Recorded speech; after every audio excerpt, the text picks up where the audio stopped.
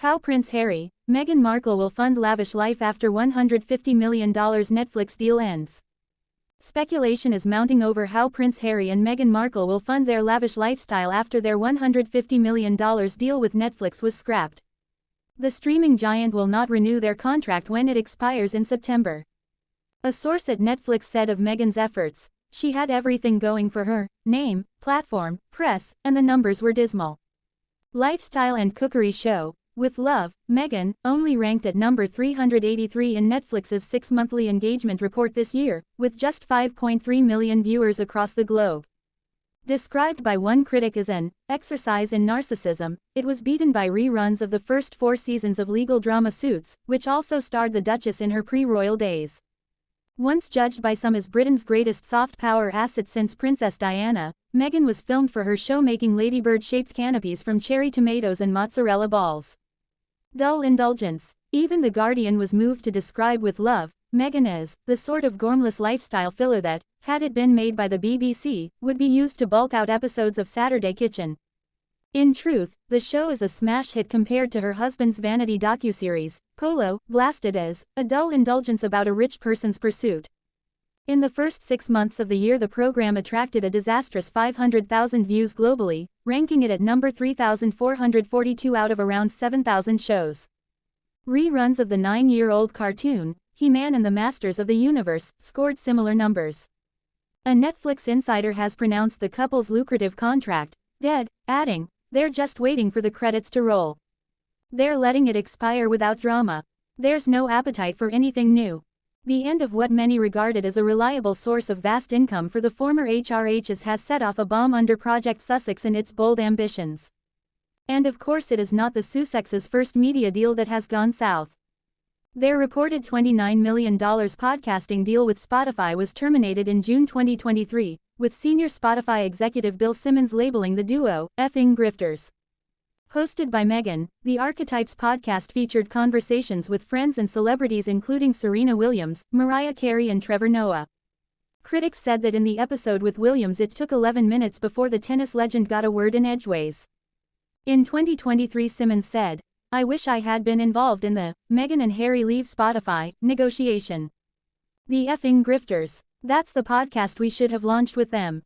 I have got to get drunk one night and tell the story of the Zoom I had with Harry to try and help him with a podcast idea. It's one of my best stories. Them. The grifters." The Sussexes' undoubted TV hit was docuseries, Harry and Meghan, released in December 2022. It became Netflix's biggest documentary debut, with more than 28 million watching in the first 4 days of its release. In it, the couple accused the royal family of unconscious bias, and claimed palace aides were complicit in negative media briefings against them. Podcast boss Simmons said of Harry that year, "You live in effing Montecito and you just sell documentaries and podcasts and nobody cares what you have to say about anything unless you talk about the royal family and you just complain about them." While the Netflix deal will lapse, Meghan's as ever collection of wine, jam and cookies is displaying sold out signs on her website. It raises the question of whether it will be her earnings that are increasingly relied upon to fund the family's expensive Hollywood lifestyle, and if so, will it be enough? PR expert Nick Eade believes that in the future the Duchess will provide the surest revenue stream, saying, "Meghan is the best way of making money for the two of them. She is the breadwinner." However, marketing experts Camille Moore and Philip Miller accused Meghan's as ever brand of being not intelligent and not well executed. Speaking on The Art of the Brand podcast this week, Mr. Miller accused Meghan of trying to rinse the maximum value from her fame that came from Suits and being a part of the royal family. Mr. Miller added, "Her brand wasn't one built on substance. It was based on using people." Meanwhile, Harry, who has 2 paying jobs, with sustainable tourism firm Travelist and coaching company Better Up, seems most passionate when he is undertaking his charitable endeavors. During a recent trip to Angola, the Duke followed in the footsteps of Princess Diana by walking through a minefield on behalf of his charity the Halo Trust. "Life of service," Harry said in a statement. "As a father to young children, it breaks my heart to see innocent children still living and playing next to minefields." Former BBC royal correspondent Jenny Bond commented, "I think this is precisely the sort of work that Harry should do. It is not only a hugely worthwhile cause, but it also connects him with his mother, which is something he yearns for." I think he is coming to recognize that the LA celebrity world is one in which he is not especially comfortable. And he seems quite willing to let Meghan take the limelight over there. He speaks frequently about a life of service, and trips like this certainly serve a very good cause indeed. Yet charity missions, while good for the soul, do not pay the bills. And the Sussexes' court in the Californian sunshine is not a cheap enterprise. Their home, a 9-bedroom, 16-bathroom mansion close to the Pacific in Montecito, is in America's 5th most expensive postcode. The Sussexes splashed out $14.65 million United States dollars, $20.9 million Australian dollars, after the drama of Megxit in 2020, and the following year Harry said in his tell-all interview with Oprah Winfrey that his father has, literally cut me off financially. Without the money left to him by Diana, said to be £10 million, $20.4 million Australian dollars, Harry said, we would not have been able to do this.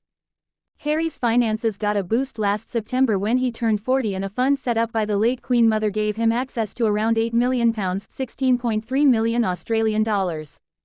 But while most people could live very well on that kind of cash, Harry and Meghan's lifestyle is not like most people's. They have more in common with the super rich of California than your average couple. Indeed, they are said to have mortgage payments of around £350,000, $715,000 Australian dollars, a year, while staffing costs come to an estimated £180,000, $367,000 Australian dollars. Harry has also spent on court cases and could be in line for a £1.5 million, $3 million Australian dollars bill for his failed attempt to get the Home Office to pay for his security in the UK. Security is a very real worry for Prince Harry, who served 2 tours of Afghanistan. Former Royal Protection Officer Simon Morgan estimated the Sussexes' protection costs come to at least £3 million, $6 million Australian dollars, a year, adding, security is not a fashion accessory, it's a need. Eye-watering tab. It leaves the Sussexes with an eye-watering tab just to meet their estimated outgoings. Last month, royal financial expert Norman Baker told Channel 5 show Meghan and Harry, where did the money go? That the Sussexes' earning potential was on the wane. The former Liberal Democrat MP said, they've done the big hits that they could do. They've done the big Spotify event, they've done the big book, there is nothing else to come, nothing else to sell apart from themselves. Harry's autobiography Spare became the fastest-selling nonfiction book ever and has gone on to sell more than 6 million copies worldwide. With their Netflix deal over, perhaps Meghan will feel the time is right for her to release her own blockbuster tome to get the cash registers ringing again. Both Netflix and Harry and Meghan are yet to comment. Parts of this story first appeared in The Sun was republished with permission. Prince Harry offers olive branch to royal family amid ongoing feud. Prince Harry has long had a fractured relationship with King Charles and his brother, Prince William. However, as time passes and his father's health remains a concern, it appears Prince Harry may be trying to mend fences with his family. While he and Meghan Markle no longer participate in official royal duties, he remains a very well-known and beloved figure worldwide. As a result, when he travels, he tends to garner a lot of press. A recent trip to Angola reportedly caused quite a stir and a lack of coverage for Queen Camilla's 78th birthday celebration. Prince Harry made a kind gesture for King Charles and the royal family. According to Mail on Sunday via People, Harry recently offered to provide the royal family with his official schedule of engagements and visits. This can help coordinate schedules and perhaps allow the father and son to spend some time together, hopefully reconciling their differences. Prince Harry's aides and King Charles's communications secretary recently had a private meeting. Perhaps that's a sign of good things to come.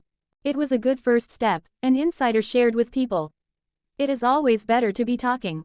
The king continues to have affection for his youngest son even though they've experienced some troubled times. The New York Post reported, citing the Telegraph, that when King Charles ultimately passes away, he has made it clear that he wants his entire family to be part of the ceremony. That doesn't just mean Prince Harry, King Charles also wants Meghan Markle, Prince Archie, and Princess Lilibet in attendance. Because we never know when our last day will be, it's important to make every day of our lives count.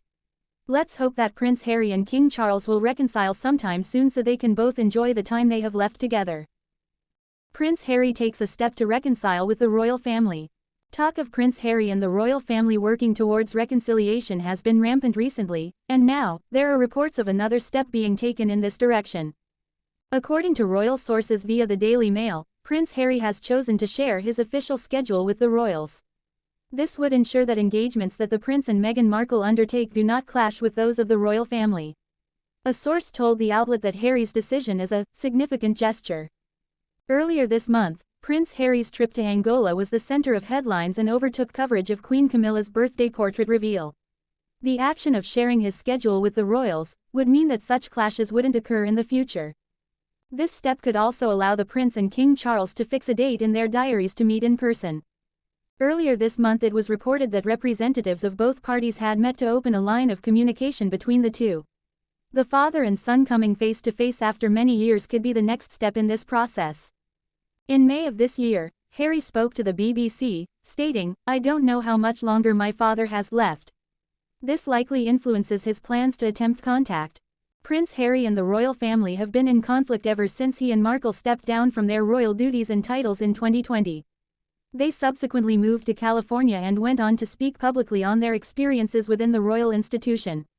This included in a famous interview with Oprah Winfrey, on their Netflix documentary, as well as in Harry's memoir Spare. A few years on, it seems he is willing to extend an olive branch, in light of his father's health.